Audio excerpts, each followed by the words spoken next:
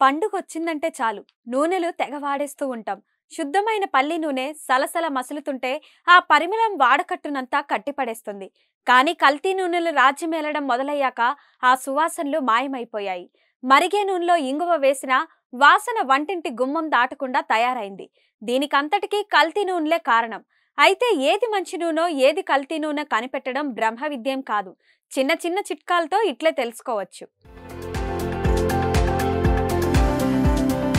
ఒక తెల్ల కాగితం తీసుకొని కొద్దిగా నూనె వేసి ఆరబెట్టాలి. నూనె స్వచ్ఛమైనది అయితే అది వృత్తంలా వ్యాపిస్తుంది.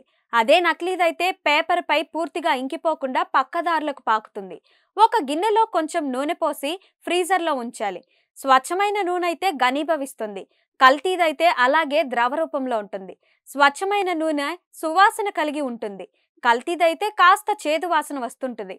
అంతేకాదు కల్తీ నూనె కాస్త చిక్కగా కూడా ఉంటుంది.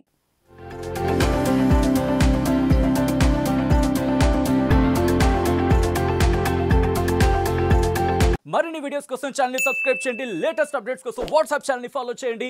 అండ్ లింక్ డిస్క్రిప్షన్ లో ఉంది.